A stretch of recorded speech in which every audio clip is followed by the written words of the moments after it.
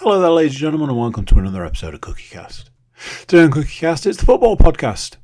We're a man down, but that doesn't stop the great football content coming your way. Our Nottingham Forest correspondent is there in spirit, as is his team. We're all good, we're covered. Don't worry, don't panic. Before we start with the football, please do consider like, share, subscribe and comment. Drop in reviews you want to drop. Share the podcast around. Word of mouth is a fantastic thing. Right, let's get started. So here we go. This is CookieCast, the football podcast.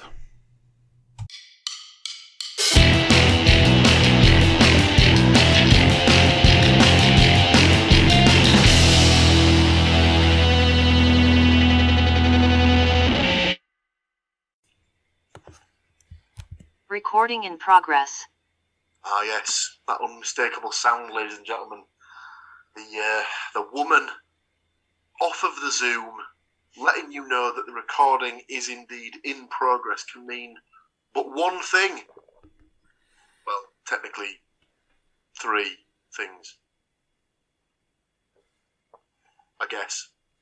But it's the one thing that I certainly bring to you on the reg, which is, of course, another instalment of the football podcast for you, brought to you by all the good people here at the CookieCast Podcast Network. And those people, in no particular order, are indeed myself, Hull City correspondent, Mr. Stuart Woodmansey. How are you, sir? Hello. Delightful with my lovely mug for the YouTubes. It is a very nice mug. I should just point out for the audio listeners, it's as in full of tea. I'm not just complimenting my own face. Yeah, it is for the audio only. It is a Hull circa. I'm going to go 93 to 95, maybe. It's the world famous Tiger Print home shirt. Tiger Print mug shirt. But yes, a lovely shirt no less. Did you actually own the shirt itself back in the day? No. I know. Sad times. I imagine they will go for a handsome sum on retro websites and whatnot. In fact, there is, I believe it's classic football shirts. I might have to have a look through and see how much a Tiger Print Hull City shirt goes for on that particular website. It's not just myself and Mr. Woodmansey. Of course, the proprietor, if you will, the leader of the network himself, Mr. Andrew Cook, also joined us. How are you this evening, Mr. Cook? I am a delight. I mean, delightful. Take your pick. I mean, the listeners and the viewers wouldn't keep coming back if you weren't anything other than a delight, sir. So I believe they've spoken, and Told me shut up. The men from Del Monte, they say yes. So. Sadly, no Mr. Moore this week. He's unable to join us. So we'll be doing his updates on behalf of him. He has given me some details to go through on a Nottingham Forest perspective. So we might as well do the sort of the notes and news now to sort of start us off before we go through last week's football scores from the predictions perspective. So we'll start with Forest, as Mr. Moore is sadly not with us.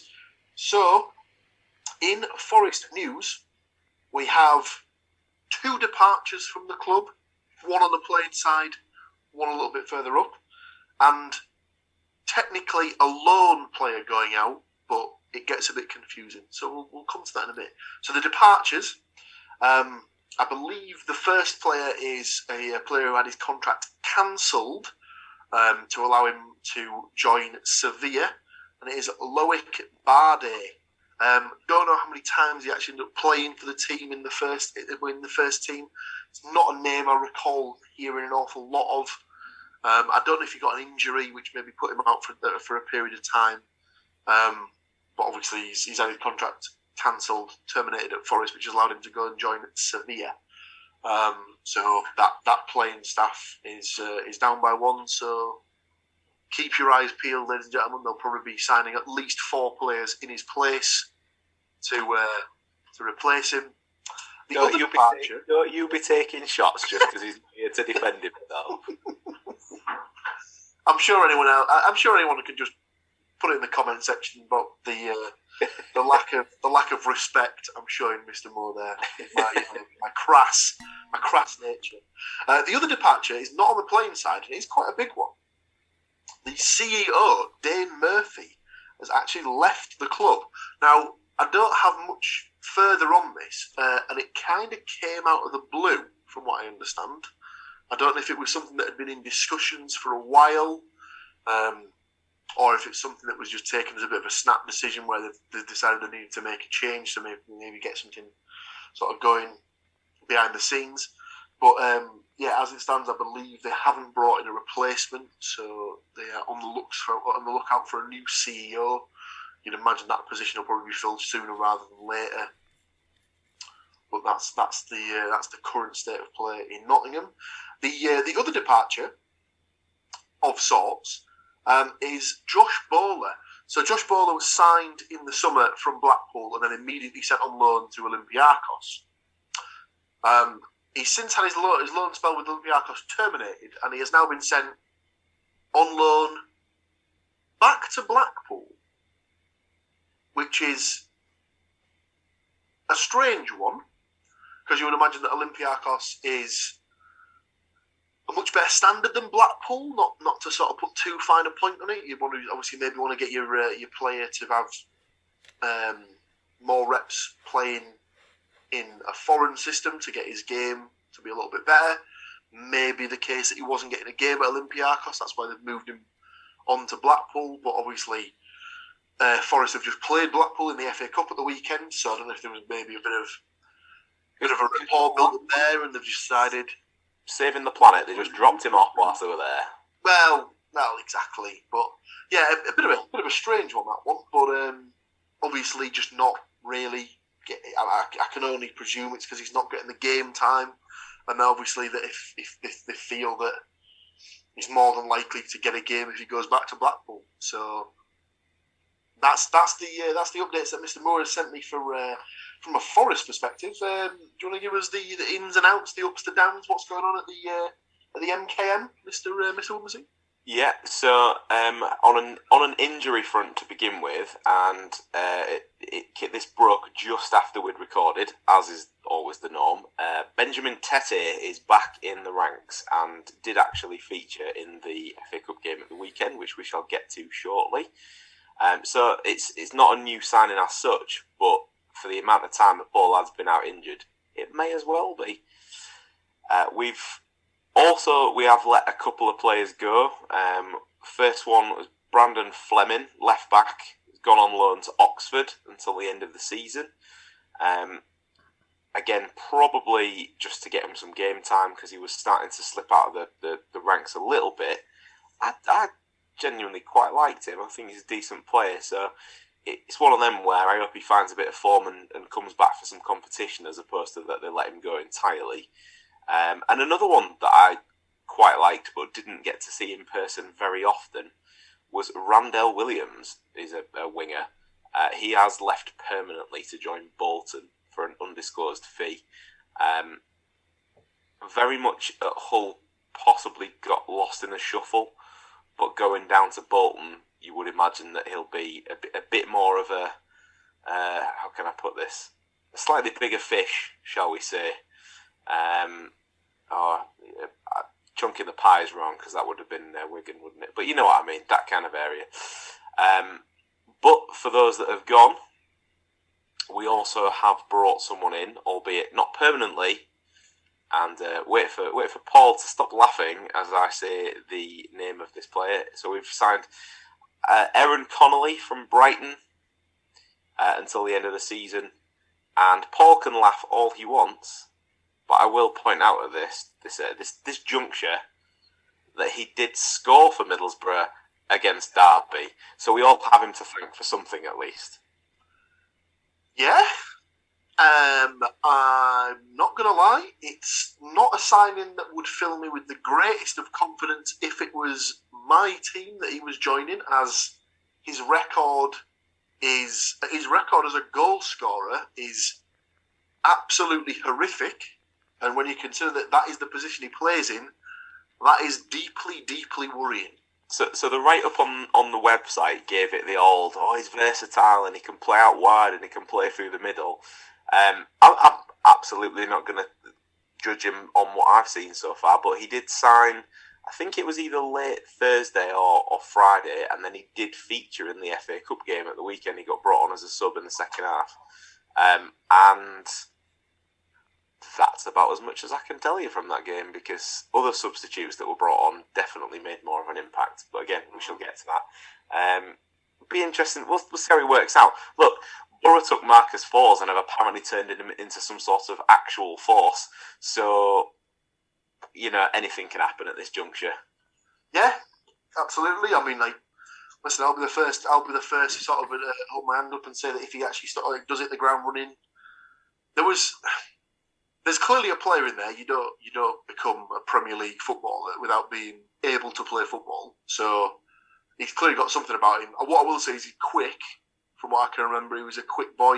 He could cover the ground pretty fast.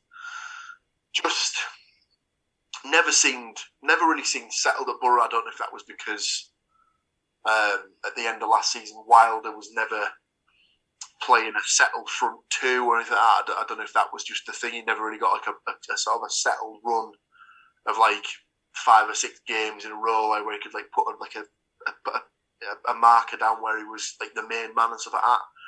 Scored a couple of goals when he was on loan at the Borough, but just off the top of my head, I can remember an awful lot of chances that he missed that were pretty much nailed on. They not necessarily open goals, but certainly chances where you'd be upset if you were at least making the goalkeeper work, and that seemed to be the case. He wasn't working the keeper much, which was kind of disappointing. But I guess with all due respect to my own team, that's why he's been sent on loan from a Premier League side to a Championship side to try and right that wrong. Makes sense. Anything else from a Hull perspective? No, not from a playing perspective. A bit of a classy move has been put in by the new. I mean, how long does it? Am I allowed to say new owners for? It's like, when do you stop saying Happy New Year kind of thing? I mean, if you're saying it by the time that you listen to this podcast, go give your head a wobble. But when did he complete the takeover? Before the start of this current season, because it was February time, I think, last year. So we're closing in on a year. Yeah. Anyway, we digress. To boost the crowds at the away games, has very kindly said that any away game that we have now for the remainder of the season, starting from Stoke, which I think is the first week in February, anybody who buys a ticket to the away game will get free coach travel. The cynic in you may look at that and think, well, you've definitely got the Sheffield teams to play then, or you've definitely got a Barnsley. Oh, no, wait a minute. However, trips include Reading, Bristol, and Coventry, Blackburn, so they're not exactly 20 minutes down the road, so fair play. The away games, to my knowledge, they've got a bit of a reputation again, in the sense of it is just the ultras, for want of a better word. Whereas I feel like more people will probably go based on this offer. So it may redress that balance somewhat. And obviously any extra support to the team on the road is always going to be appreciated. And who knows, if it has settled out, maybe I myself may venture to an away game this season. For the first time in a long time, an away game. I mean, you can't say anything other than well done to them for that. I mean, it's a suggestion that they don't need to do, and obviously currently with the energy crisis and all the assorted stuff that goes along with it, it's something that's just another little sort of thank you back to the fans. So fair play. You have to salute the guy and say, well done to you, sir, for taking the initiative and putting your hand in your pocket and stuff like that. So Yeah, well done, Mr. Ilachali, I believe. Is that his name? Yeah, roughly. I'm sure there's like 3 of our Turkish listeners have just spat at you by the pronunciation. It's near enough. More than likely. So, all that's left to do is the Middlesbrough update. So, nothing from a back room. There's no coach travel that's been put on. There's no extra tickets that have been made available. There's nothing like that. There's no CEO changes. It's just strictly on the playing side of things. 2 departures. A couple of players that have gone out on loan, but they're not first team players, so I won't go into that. The first one is a guy who's had his contract cancelled, which was Massimo Luongo. He was signed on a short-term deal just after the season had started. He came in really as cover for Johnny Howson, but just never really was given the opportunity to play. He's had his contract cancelled, so he's since gone on and he's joined Ipswich Town, or should I say rejoined Ipswich Town, as he had a spell there earlier in his career. And another one that's just actually come through today, just in the last sort of couple of hours, is that a young lad from the academy, fullback Daniel Dodds, was recalled from a loan spell that he was on with Darlington, and he's actually left the club today to join Hartlepool United on a permanent transfer. So, bit of a inner Williams family transfer there from one set of the family's support to another. So I did send my dad a text and was wondering what the situation was, as he's currently a right. Well, I say currently, he's more often than not used as a right back, and the guy who normally plays right back for Hartlepool United is injured at the moment, so he's obviously gone in as cover. I don't know if it's maybe a case of he might go in as the new guy, and the guy who's currently there might be on the way out, but don't really know what the situation is at the moment. So the note for the 2 that links them is that both have actually left the club without making a first team appearance. So neither Luongo or Dodds actually played in the first team. I did see Daniel Dodds play in the pre-season game that was York versus Middlesbrough, and he actually looked quite good. He looked quite mobile, looked like he liked to get up and down the wing and stuff like that. So hopefully he'll be able to kick off his football league career within the next couple of weeks, and hopefully send Pools further up the table towards safety in League 2. One addition that's come through the door. Borough have signed striker Cameron Archer on loan from Aston Villa till the end of the season. He's highly rated from what I've seen. A number of Championship clubs are looking to get him. He had a loan spell at Preston North End last season, where I think he scored 9 in 20. So he's almost batting at 50% there. He's got a goal every couple of games. He'll just come in. He'll take a bit of the pressure off Tuber, Fours, all the other guys who are up there. Probably means that a player like Hoppy is probably going to be moved out. You'd imagine he'd maybe look to get him on loan somewhere. You never know. Might end up at Hartlepool United. I'd be happy with that. It'd be a little, it'd be league football for him. Give him a chance to play, which he's not doing so much at the minute. But watch your space. Obviously, there's going to be a lot more movement between now and the end of the transfer window, which, as I'm seeing on Sky Sports News, has another 20 days or so to run. So we'll cover all that, any further ins and outs between now and the end of the transfer window. That's all your news, ladies and gentlemen. So why don't we dive in to some of Week 21's predictions? And we started the week with Mr. Moore's team. It is our first of Nottingham Forest's 3 games in 3 different competitions. Now, this was Southampton versus Nottingham Forest in the league. It was very well. It was a very good result for Nottingham Forest, as they managed to get their first away win since May 1999 in the Premier League. Obviously, they've not played in the Premier League since May 1999, but that's neither here nor there. That's splitting hairs. There was a 1-0 win, and the goal was scored by Taiwo Awonyi. So, how many away goals have they scored though? I don't know. I don't know if it was ever mentioned on the coverage. You might have to fill us in on that. It's at least 2.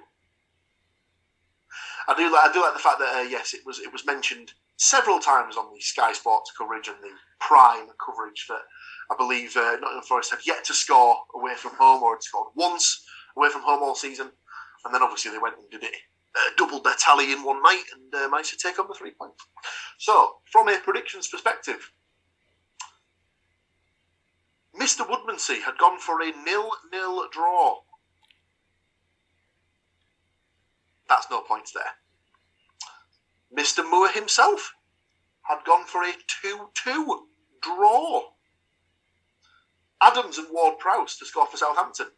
No points. Gibbs-White and Awongi to score for Nottingham Forest. He gets himself a point even though he got the result incorrect. I went for a 2-1 Nottingham Forest win. Point there for the result. I also had Adams to score for Southampton, Johnson and Awonyi to score for Nottingham Forest. So I get 2 points for that first game there. Mr. Cook, though, he had the old thinking cap on, straight in there, went for a 1-0 Nottingham Forest win. 2 points for the correct score there. Did have Johnson to score the goal, so doesn't get any more extra points for his goal scorer there. So after one game, Mr. Woodmansey, the only man to still get off the mark. Mr. Moore on 1 point, myself and Andy on 2. We move to the first of the 3 FA Cup games that took place this weekend, and it is again Nottingham Forest. Mr. Moore did send me some stuff on this particular game, so I'll just go through the result first. It wasn't great.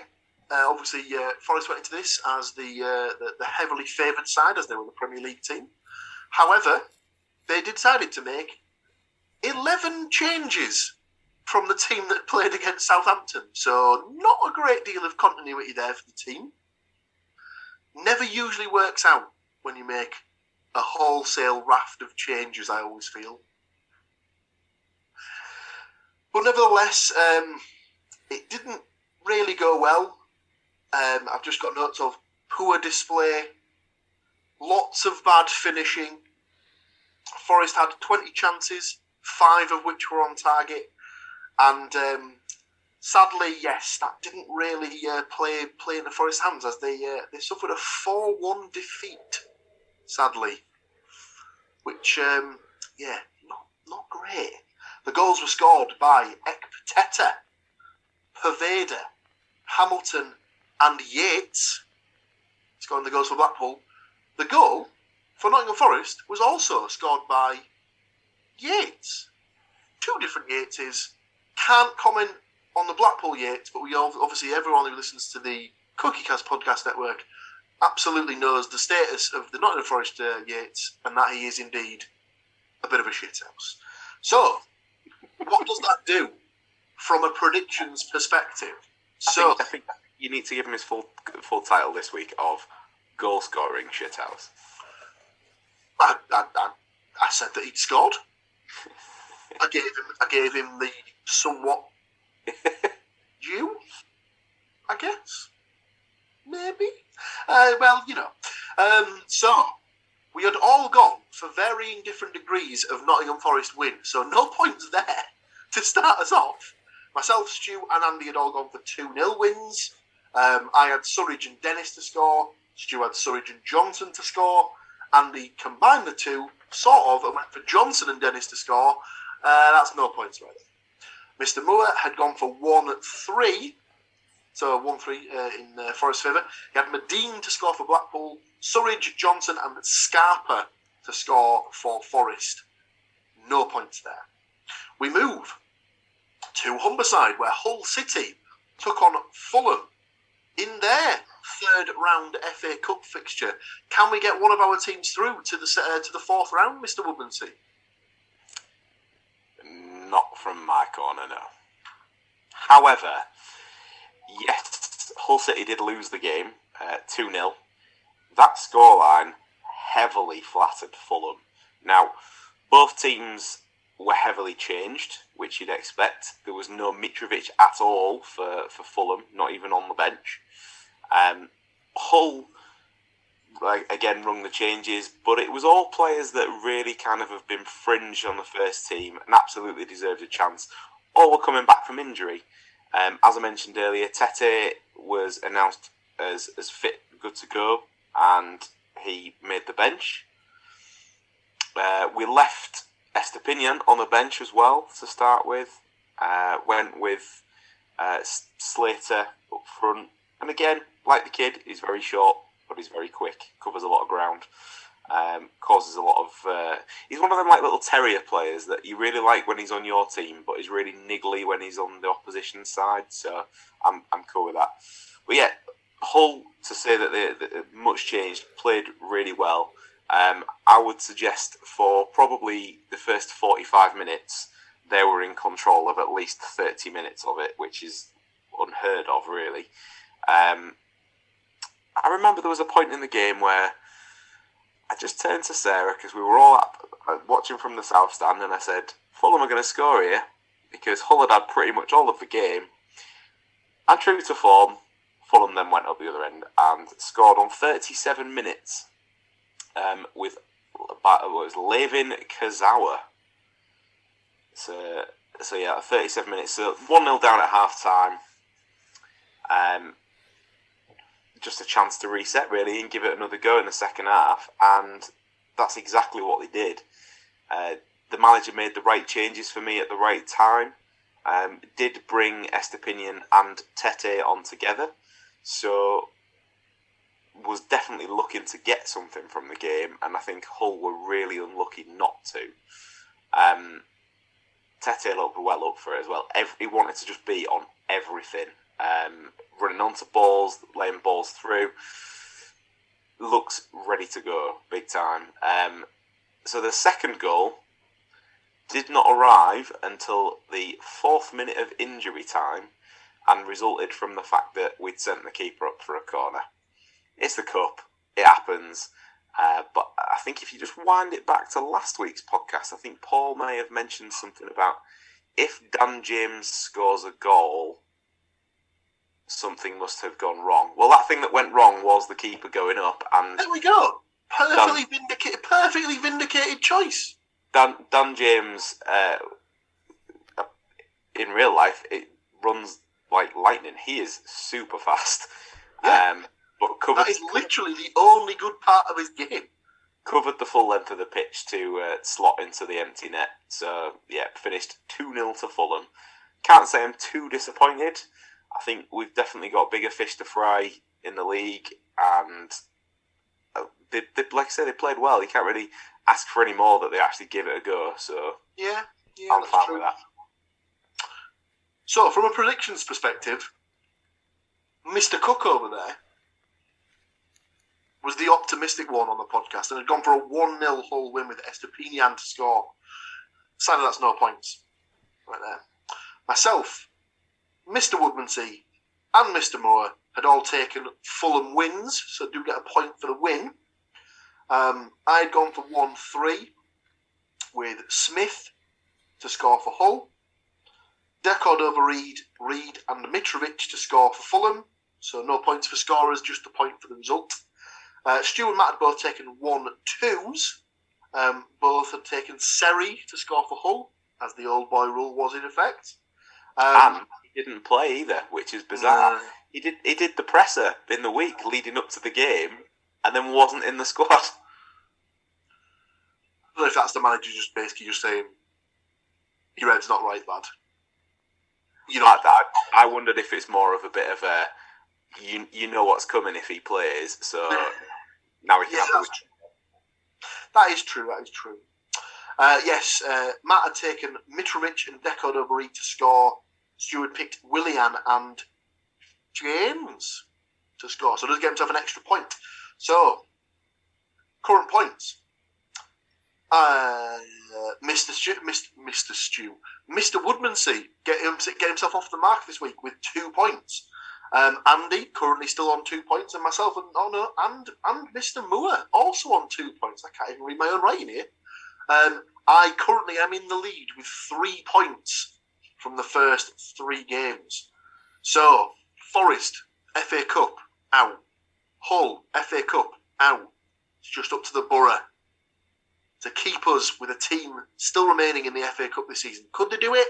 Could they balls? They allowed Brighton to come into town and absolutely rinse them.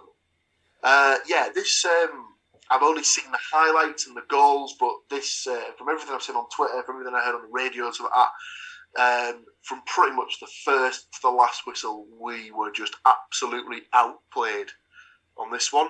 Carrick had come out and said in the press conference afterwards, no complaints, we were just completely outclassed by a better Premier League quality team. Just a bit of a footballing lesson, shall we say. The game finished Middlesbrough 1, Brighton 5. Conceding 5 at your home turf is never good. It's never fun. The goal scorers, Brighton took the lead in the first half with Pascal Gross. Borough did hit back within a couple of minutes, actually, with Stuart getting the equaliser. And then it was all downhill from there. Adam Lallana got the second just before half-time. So Brighton went into the lead, went into the half-time break with a 2-1 lead. And then in the second half, they just went into overdrive and just completely wiped the floor with us. Alexis McAllister, in his first game back from since the World Cup final, scored 2. So he'd obviously, he must have, when he was leaving Qatar, he must have packed his bag and taken Messi's boots or something like that for some bizarre reason. That if you follow his social media, that man was coming back fully re-energised. Absolutely. How could I possibly forget? For those of you who have Twitter, I suggest you. Or was it potentially Insta? It was on Instagram, yeah. Instagram. Yeah, if you're on Instagram, just have a quick search for Alexis McAllister and see how his wife congratulated him, and then see what his retort was. Might not even be his wife, might just be his girlfriend, but either way, his good lady partner. Interesting. Alexis McAllister got 2, and then the icing was the first of which was a delightful little inside of the foot sort of step overy type jobby, which just nestled in the bottom corner and spot on. And the row was completed by Undav towards the end of the game. So 1-5, thoroughly soundly beaten. Can have no complaints really. Just didn't really get going. Predictions wise, Stu and Andy had both been optimistic and had gone for Middlesbrough wins. Stuart had gone 1-0 with Fours to score the goal. Andy had taken 2-0 with Fours and Akpom to score the goal, so gets himself a point there. I had gone for a 1-1 draw, so after about 20 minutes or so, I was quids in. Didn't really pan out that way. I had Hoppy and Sarmiento to score. No points for me. Mr. Moore had gone for a 2-1 Brighton win, so gets himself a point for the result. He also had Akpom to score for the Borough, Trossard and Gross to score for Brighton, so gets himself 3 points from that one game. So that leaves us with just the one final game, which is Nottingham Forest versus Wolverhampton Wanderers, which is taking place as we speak.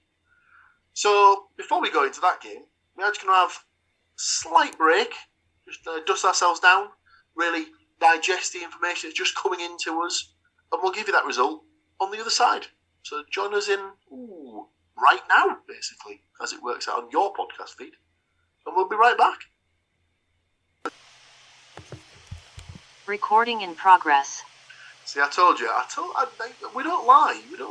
We said we'd be right back, and without even sitting, without having to do anything, we're literally right back in your ear rolls, ladies and gentlemen. So, you haven't had to click a button, you haven't had to press anything on your phone. Almost like magic, we're back to go through it. So, we left it with the final game of the week, and it was the third different competition for Nottingham Forest in the space of 5 days? 6 days? 6 days, probably. Where it was Nottingham Forest versus Wolverhampton Wanderers in the quarter-finals of the Carabao Cup. Now, obviously, this game has literally just, not to date the podcast by any means, but this game may or may not have just finished in the last 10 to 15 minutes or so. So, it sounded like it was a bit of a tense game. Obviously, Forest making a lot of changes from the weekend. Come into it where they've basically, I believe, gone back to more of the squad that played against Southampton. They ended up taking the lead in the first half by Willy Bolly, getting himself on the end of the action in the box. It was scored right in front of the travelling away support. So, of course, because he used to play for Wolverhampton Wanderers, he did the honourable thing and didn't celebrate. It's a bit of a weird one because it seemed to flick up on the back post off the shoulder / arm of a Wolves player, and he was just there to poke it in. Yeah, he literally couldn't miss, but it is the one that it's one of those ones where every 1 in 100 the player somehow manages to put it wide or put it over or something like that. It's basically on the goal line. But this time it went in, so Willy Bolly opens the goal scoring, and it stayed that way until around the 75th, 77th minute, I think, when Raul Jimenez found himself in a very similar position, yet on the opposite post as to where Willy Bolly was, and just tucked in. A little ball was played across the goal. Again, couldn't miss. He was pretty much right place, right time, just stuck the ball in for 1-1, and that's where the game finished. Now, obviously, with the Carabao Cup, they've made the changes to the rules where no need for extra time, no need for replays, straight into the penalty shootout. So we go into the penalty shootout, and Sam Surridge steps up to take the first penalty for Nottingham Forest and misses. Not good. Ruben Neves steps up to take the first penalty for Wolverhampton Wanderers and misses. Oh dear. The rest of the penalties are scored until it gets to the fifth Wolves taker, whose number was something like 56, which means that he's definitely a squad player that I've never heard of before. So I can't think what his name is. He missed the penalty. Well, Dean Henderson saves the penalty. Nottingham Forest fans go wild. Dean Henderson does a slide and pretty much loses his shorts. I believe there was a lot of cheek when he stood up. Let's put it that way. It was not helped out by the fact that the pitch was particularly muddy as well. It almost looked like he'd done a Lineker, shall we say. For those of you who don't know what that reference means, Google it. You'll be interested to see what you find out. Let's just put it that way. Yes. So Nottingham Forest progress to the semi-finals of the League Cup, where they will play either Southampton, Newcastle United, or Manchester United. Obviously, not to put too fine a point on it, but I believe at least 75% of this podcast are praying to the Lord above, to any sort of deities, that Newcastle are drawn against Manchester United in either the semi-finals or if they get there, the final, and their long wait for a trophy lingers on and on and on and on. But from a predictions perspective, who had what scores? So, myself and Mr. Cook had gone for optimistic wins for Nottingham Forest. Andy had gone for 1-0 with Gibbs White to score. Sadly, no points there. I had gone for 2-1 to Forest with Gibbs White to score twice and Podence to score for Wolverhampton Wanderers.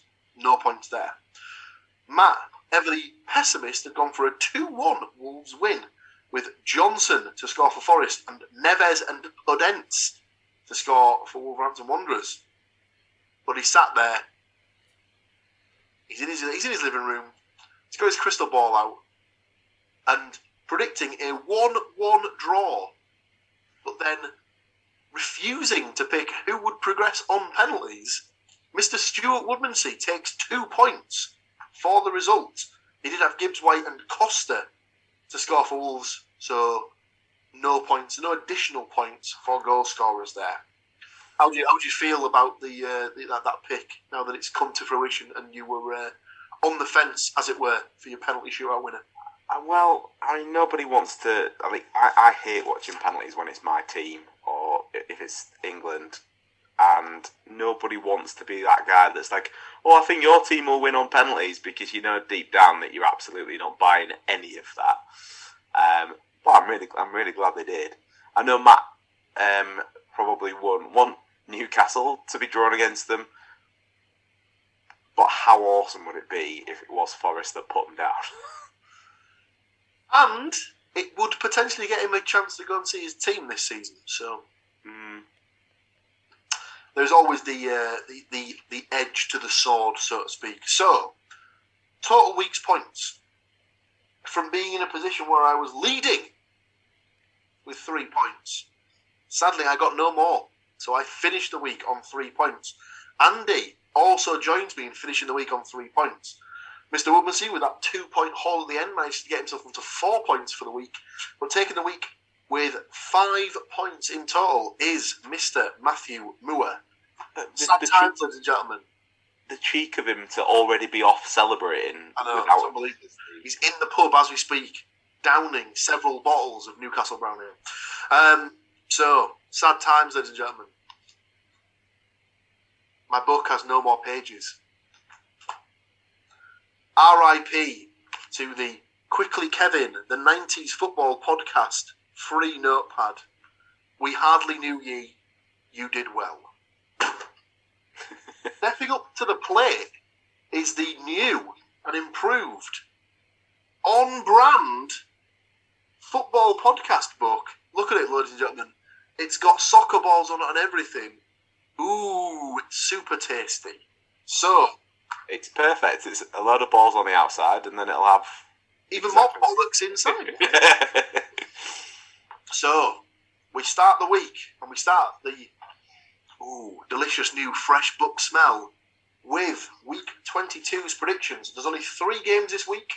They're all taking place in the league, as there's no more cup competitions for Middlesbrough and Hull this season. Boo-hoo. But we start in the Premier League, where Nottingham Forest will take on Leicester City. Now, obviously, Mr. Moore is not on the podcast this week, but has sent predictions. So I will save his prediction till last. But I'll go straight in with my prediction for this one. So I've gone for a 1-1 draw in this one. A 1-ye to score for Forest, and Harvey Barnes to score for Leicester. Mr. Cook, what have you got for this one? So this week I've decided to mix it up a little bit and get out there and find some actual other goal scorers. Not for the home teams. Don't worry. Just write down all my goal predictions for the home teams. That's fine. What that does mean is we get to laugh at how many players I've picked that don't play for that team anymore, or have been injured since 1986, or no, that person doesn't even reside in this country. So let's see how we get on. And they can Forest secretly be that guy who reads out the name, and then tomorrow they go on loan. They'll be listening to the podcast, and then they'll be like, right, I'm off. He's called it. Forest 2, Leicester 1. He's got to get in the mix, hasn't he? So Johnson's there. I've also gone with a 1-ye. And for Leicester, I've gone with Perez. Well, I know for a fact that Perez is definitely there, as he was in the team that played against Newcastle yesterday evening. That'll do for me. Perez is on the list. And he is now in the book. Mr. Woodmansey, what have you got for this one? I have got Nottingham Forest 1, Leicester City 1, Gibbs White for Forest, and Barnes for Leicester. Interesting. So, shades of what I've picked there. Shades indeed. So it's his team, but he's not here to give his prediction, so I will provide it for him. Matt has gone for a 2-2 draw on this one. He's gone for Morgan, Gibbs White and Johnson to score for Forest. He's gone for Maddison and Barnes to score for Leicester. Now, I don't really know what Maddison's status is at the minute. I don't know if he played any part last night against Newcastle, and obviously he went to the World Cup with a bit of a knock. Never got a look in for England, and I don't know if he came back injured, but The last I heard, he was seeing a knee specialist in London, which didn't sound good. You never know. He got a free holiday to Saudi and didn't do anything whilst he was there, did he? I think he trained on his own. Was the. We'll keep him there anyway. If it turns out he wasn't able to play, we'll just swap him out for, I don't know, Gary Lineker. We move to the second game of the week, which sees Hull City take on Huddersfield Town. Obviously, it's the man on my screen that's at the bottom, so he will go last. I'll go in with Matt's prediction straight off the bat here. He has gone for a 2-1 Hull City win. He has gone for Estupinian and Tufan to get the goals, with Ward to score for Huddersfield. What have you got for this one, Mr. Cook? So again, trying to mix it up a little bit this week. I've got a 1-1 draw. Estupinian to score for Hull and Rhodes to score for Huddersfield. Interesting. I have gone for a slender 1-0 home win with Tete to get the goal. How is it going to go down, Mr. Woodmansey? Take what Mr. Cook said and just slightly turn it up a notch in the respect I've gone for a 2-2 draw. I have gone for Estupinian and Longman, which is classic Mr. Cook selections to this point, right? Mm-hmm. But then for Huddersfield, I have gone for Rhodes and Holmes. Because obviously with the Hull accent, those are going to sound delightful to you, the listener. Rhodes, Holmes. Exactly right. Like Paul was in my living room instead. Lovely, lovely stuff. We round out the week with my boys, and they are at home to Millwall. Mr. Moore has jumped straight in with a 2-0 Middlesbrough win. He has gone for Akpom and a first in Borough colours for the new signing, Archer. What have you got for this one, Mr. Woodmansey? I've got 1-1. I've got Tubes, because obviously that he just needs to let Oscar catch him up first. But anyway. No. And then, why not stick him in there? The Honey Monster. Get him back on. George Honeyman. The Honey Man. Somewhere out there, Kevin Keegan. I can't even make that joke because it's so dated that it's outrageous. He got paid a lot for that advert, I'm sure. Oh, I'm sure he did. And I mean, it was at least 25 years ago? Oh, easily. But the fact that I remembered as soon as you started saying it was like that. I cannot tell you what I had for breakfast 3 days ago, but I can tell you that advert from 25 years ago. Absolutely ridiculous. Mr. Cook.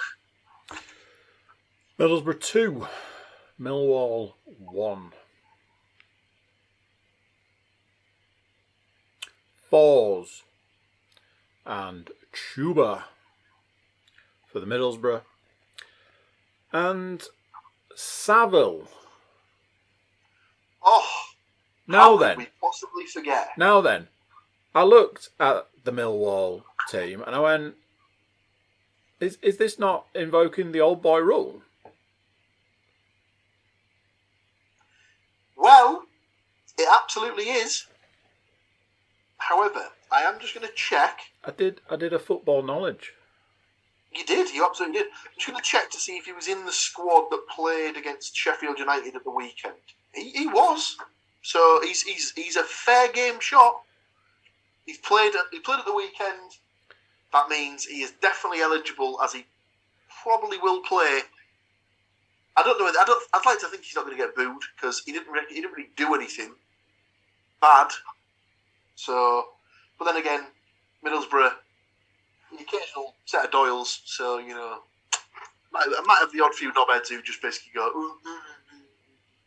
So, I feel what's only fair is I already start the week with at least 1 point for using my exceptional football knowledge to get me some hardcore predictions. What we're thinking here, boys? Yeah. There you go. I mean, do you know what? I'll give him the absolute brass bollocks for putting it on the line. Because those points he get to be decided. Maybe we should just give you an extra point for last week. That'll do.